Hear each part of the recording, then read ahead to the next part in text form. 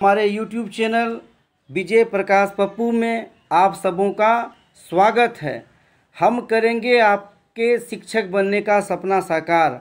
आज के वीडियो में हम 6 to 8 पेपर सेकेंड के सोशल साइंस के मुख्य प्रश्नों को, इम्पोर्टेंट प्रश्नों को हल करेंगे। तो आइए चलते हैं। पहला प्रश्न है, मेगास्थनीज किसका राजदूत था? तो हमारा जवाब होगा सेल्यूकस। हमारा जवाब होगा सेल्यूकस। मेगास्थनीज सेल्यूकस का राजदूत था। अगले प्रश्न की ओर। अगला प्रश्न है, इंडिका के रचनाकार कौन थे?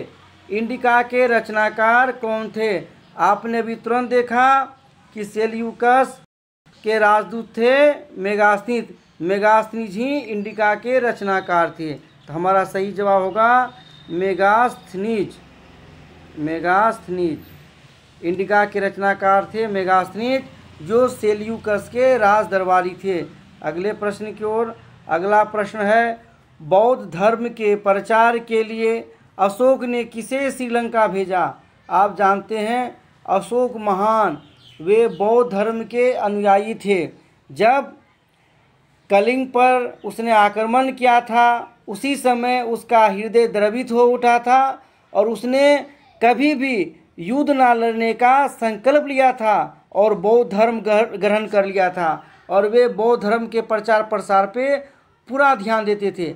तो उसने बौद्ध धर्म के प्रचार के लिए अपने पुत्र महेंद्र और अपनी पुत्री संघमित्रा को श्रीलंका भेजा। तो हमारा उत्तर होगा महेंद्र और संघमित्रा।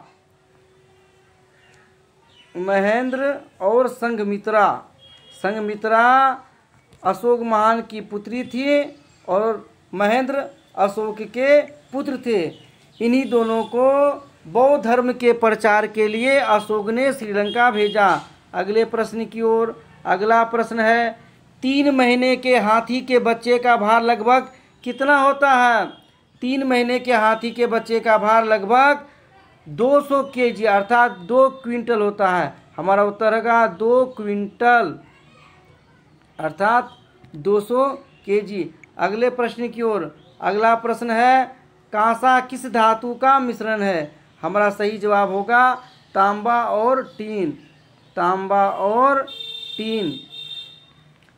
कांसा जो है तांबा और टीन का मिश्र धातु है। अगले प्रश्न की ओर। अगला प्रश्न है, गौतम बुद्ध के सर्वप्रिय शिष्य कौन थे? गौतम बुद्ध से आनंद। आनंद गौतम बुद्ध के सर्वप्रिय शिष्य थे। अगले प्रश्न की ओर। अगला प्रश्न है, चंद्रगुप्त मौर्य ने अपना अंतिम समय कहाँ बिताया था? तो उत्तर होगा श्रवणबेलागोला, जो कर्नाटक में है। हमारा उत्तर होगा श्रवणबेलागोला, जो कहाँ है? कर्नाटक राज्य में। श्रवणबेलागोला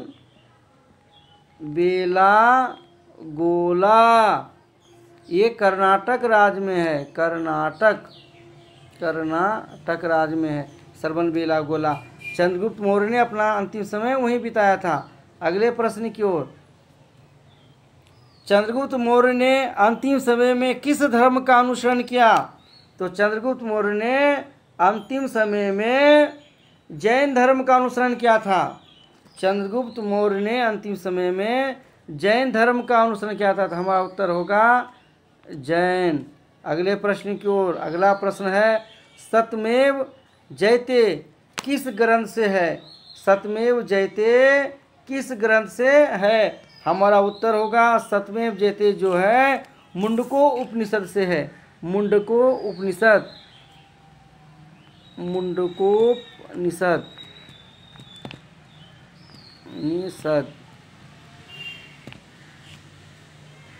मुंडकोपनिषद से सत्यमेव जयते अर्थात सत्य की ही जीत होती है, ये मुंडकोपनिषद से है। अगला प्रश्न है, क्षत्रियों का नाश करने वाला अर्थात सर्वक्षत्रांतक किसे कहा गया है? क्षत्रियों का नाश करने वाला अर्थात सर्वक्षत्रांतक नंद वंश के संस्थापक महापद्मनंद को कहा गया है। महापद्मनंद को सर्वछत्रांतरक कहा गया है। अगले प्रश्न की ओर। अगला प्रश्न है, एकराट के नाम से कौन जाने जाते हैं? एकराट के नाम से कौन जाने जाते हैं? तो हमारा सही जवाब होगा महापद्मनंद। महापद्मनंद जिसे सर्वछत्रांतरक कहते थे, वही एकराट के नाम से भी जाने जाते थे। महापद्मनंद उत्तर होगा महापद्मनंद। अगले प्रश्न की ओर। अगला प्रश्न है, हर्यक वंश के किस शासक की उपाधि कुनिक थी? तो हमारा उत्तर होगा हर्यक वंश के जो शासक थे उसमें से अजातशत्रु को कुनिक की उपाधि दी गई थी। उत्तर होगा अजातशत्रु। अगला प्रश्न है, मानव ने सर्वप्रथम किस धातु का प्रयोग किया था? तो उत्तर होगा मानव ने सबसे पहले तांबा धातु का प्रयोग किया था। अगला प्रश्न भारत में मूर्ति पूजा का आरंभ कब माना जाता है? तो हमारा उत्तर होगा वैदिक युग, वैदिक काल से ही मूर्ति पूजा का आरंभ शुरू हो गया है। वैदिक काल ही हमारा सही उत्तर होगा। अगले प्रश्न की ओर। अगला प्रश्न है, उत्तर वैदिक काल में इंद्र का स्थान किसे मिला है? तो उत्तर होगा प्रजापति को उत्तर वैदिक काल में इंद्र का स्थान मिला है। अगला प्रश्न है, किस वेद की रचना गद्य एवं पद्य दोनों में की गई? तो हम जानते हैं कि वेद 4 हैं, जिसमें से यजुर्वेद की जो रचना है गद्य एवं पद्य दोनों में की गई है। तो हमारा उत्तर होगा यजुर्वेद की रचना गद्य एवं पद्य दोनों में की गई है। अगला प्रश्न, चरक किसके राज चिकित्सक थे? चरक किसके राज चिकित्सक थे? हमारा सही जवाब होगा कनिष्क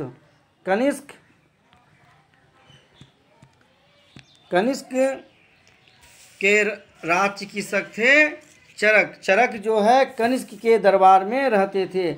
अगले प्रश्न की ओर। अगला प्रश्न है, मौर्य काल का शिक्षा का सर्वाधिक प्रसिद्ध केंद्र कौन था? तो उत्तर होगा तक्षशिला, जो अभी पाकिस्तान में है, तक्षशिला। अगला प्रश्न है, बिग बियर क्या है? तो उत्तर होगा बिग बियर जो है क्या है? नक्षत्र मंडल है। बिग बियर नक्षत्र मंडल। हमारा सही जवाब होगा नक्षत्र मंडल। अगले प्रश्न की ओर।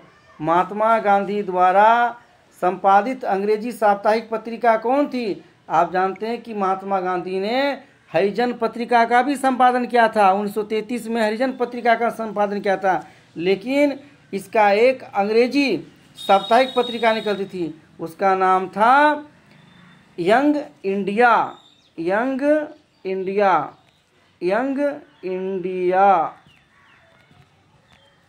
अगला प्रश्न है, सुभाष चंद्र बोस ने अंग्रेजों के विरुद्ध कहाँ से आंदोलन आरंभ किया था? सुभाष चंद्र बोस ने अंग्रेजों के विरुद्ध कहाँ से आंदोलन आरंभ किया था? तो हमारा सही जवाब होगा सिंगापुर से सुभाष चंद्र बोस ने अंग्रेजों के विरुद्ध आंदोलन आरंभ किया था। अगला प्रश्न, भारत का ग्रैंड ओल्ड मैन किसे कहा गया है? भारत का ग्रैंड ओल्ड मैन दादा भाई नौरोजी हमारा उत्तर होगा, दादा भाई नौरोजी। अगला प्रश्न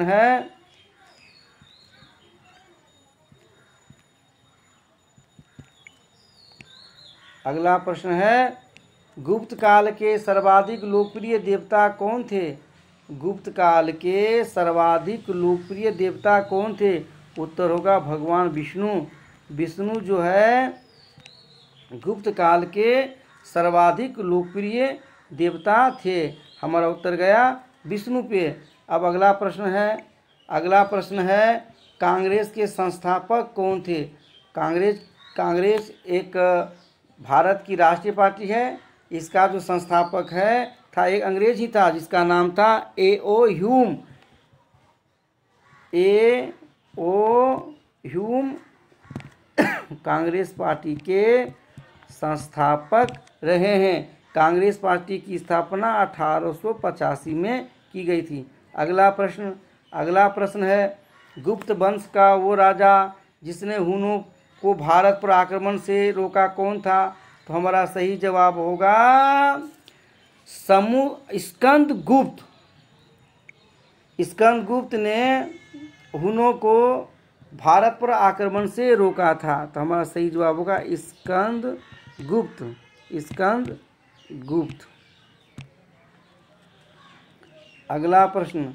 अगला प्रश्न है अखिल भारतीय ट्रेड यूनियन कांग्रेस के प्रथम अध्यक्ष कौन थे।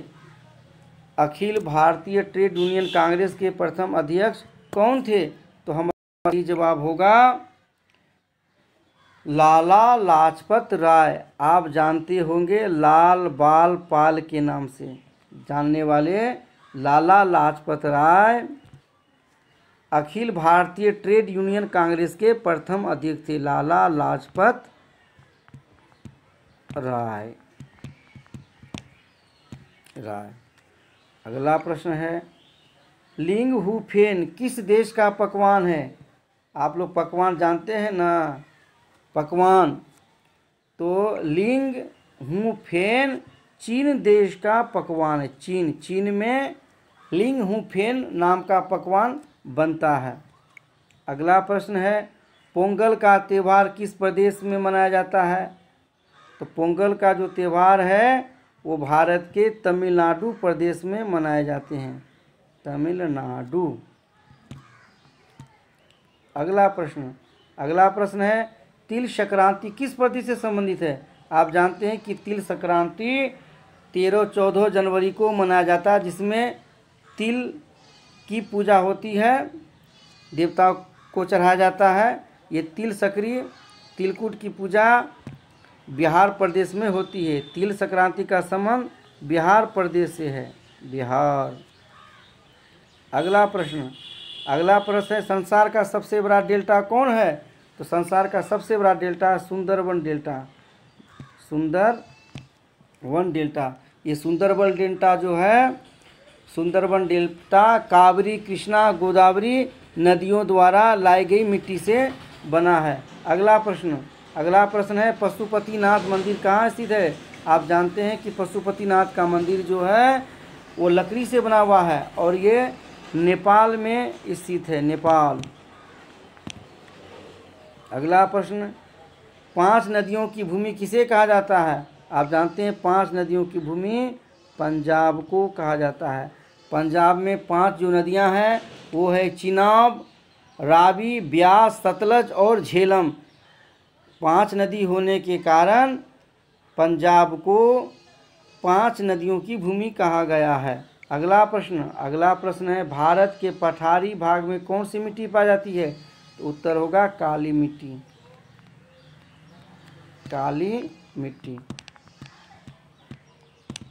भारत के पठारी भाग में काली मिट्टी पाई जाती है। अगले प्रश्न की ओर किस देश को पूर्व का मोती कहा जाता है। तो उत्तर होगा श्रीलंका। श्रीलंका को पूर्व का मोती कहा जाता है, श्रीलंका। अगला प्रश्न है थार मरुस्थल कहाँ है। आप जानते हैं कि थार मरुस्थल राजस्थान में है। थार मरुस्थल जो है राजस्थान में है और अरावली पहाड़ी में, राजस्थान के अरावली पहाड़ी में, राजस्थान। थार मरुस्थल भारत का सबसे बड़ा मरुस्थल है। अगला प्रश्न है भूकंप की तीव्रता मापने की इकाई। भूकंप की जो तीव्रता मापी जाती है उसका जो इकाई है वो रिक्टर पैमाने पर मापा जाता है, रिक्टर पैमाना। अगला प्रश्न है भूकंप मापने का यंत्र कौन है। तो भूकंप मापने का जो यंत्र वो है सिस्मोग्राफ। ये भूकंप मापी यंत्र है, सिस्मोग्राफ। अगला प्रश्न है, भूपरपट्टी के नीचे का वो स्थान जहाँ कंपन शुरू होता है क्या कहलाता है? जब भूकंप आती है तो भूपरपट्टी के नीचे का जिस स्थान पर कंपन शुरू होता है वो क्या कहलाता है? उद्गम केंद्र।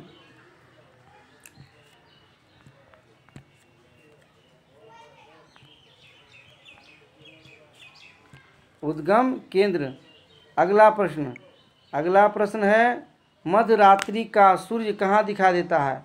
माने आधी रात का सूर्य कहाँ दिखा देता है? आप जानते हैं आधी रात का सूर्य जो है नॉर्वे में दिखाई पड़ता है। नॉर्वे हमारा सही उत्तर होगा, नॉर्वे। आप लोग इसी तरह हमारे चैनल के साथ बने रहें, ज़रूर ही आपको सफलता हाथ लगेगी। हमको विश्वास है कि इस प्रकार की जीके से आप सीटेट, बीटेट, किसी प्रकार के टीटी परीक्षा में उत्तीर्ण हो सकते हैं। विभिन्न प्रकार के प्रतियोगी परीक्षाओं में ये प्रश्न पूछे जाते हैं, इसलिए हमारे चैनल के साथ आप बने रहें। पृथ्वी की सबसे ऊपरी परत को क्या कहते हैं? तो पृथ्वी की जो सबसे ऊपरी परत है उसको हम बोलते हैं भूपरपट्टी या भूपरपट्टी। इसको अंग्रेजी में बोलते हैं करस्ट। ये पृथ्वी का सबसे ऊपरी परत, CRUST, करस्ट। अगला प्रश्न है, वनस्पतियों एवं जीव जंतुओं का अवसाद किस प्रकार के चट्टानों में पाया जाता है? तो हमारा सही जवाब होगा अवसादी चट्टान। हमारा सही जवाब होगा अवसादी चट्टान।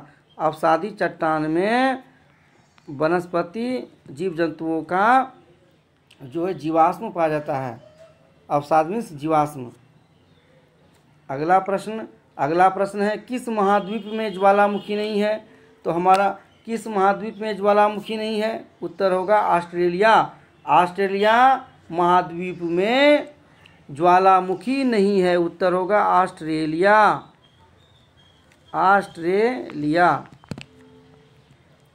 अगला प्रश्न है, हमारी पृथ्वी किस गैलेक्सी का भाग है? हमारी पृथ्वी किस गैलेक्सी का भाग है? उत्तर होगा मिल्की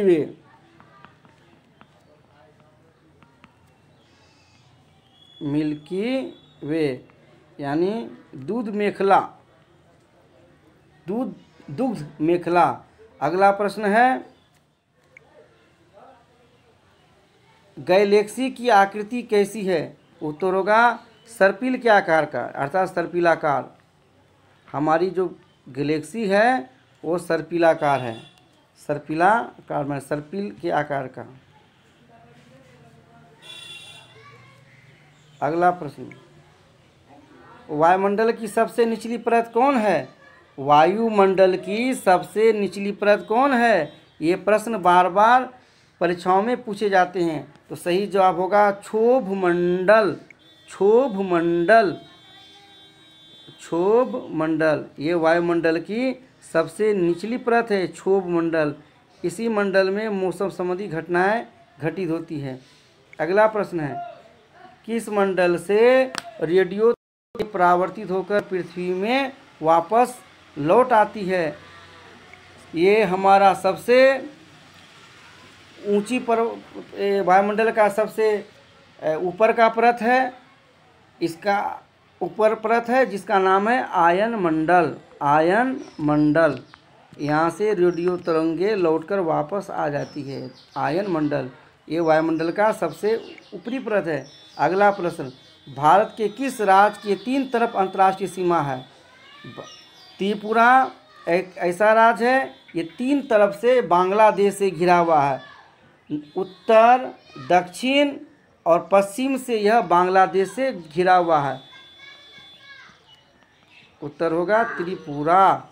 अगला प्रश्न है, शिवालिक पहाड़ियाँ किसका हिस्सा है? शिवालिक की पहाड़ियाँ किसका हिस्सा है? तो उत्तर होगा हिमालय पर्वत श्रेणी। शिवालिक जो है हिमालय पर्वत श्रेणी का हिस्सा है। हिमालय पर्वत श्रेणी। अगला प्रश्न है, उत्तराखंड के किस भाग में पाताल तोर कुएं पाए जाते हैं? पाताल तोर कुएं उत्तराखंड के तराई भागों में पाई जाती हैं। तराई भागों में। अगला और अंतिम प्रश्न है, भारत तथा पाकिस्तान के बीच सीमा का निर्धारण किस रेखा से होता है? तो उत्तर होगा रेड क्लिफ रेखा। रेड क्लिफ रेखा, ये जो है रेड क्लिफ रेखा से भारत तथा पाकिस्तान के बीच सीमा का निर्धारण हुआ है। रेड क्लिफ रेखा, रेड क्लिफ रेखा। आप हमारे चैनल के साथ बने हुए रहे, इसके लिए आपको धन्यवाद। नए नए वीडियो को देखने के लिए हमारे चैनल को सब्सक्राइब करें और अगर पसंद हो तो लाइक अवश्य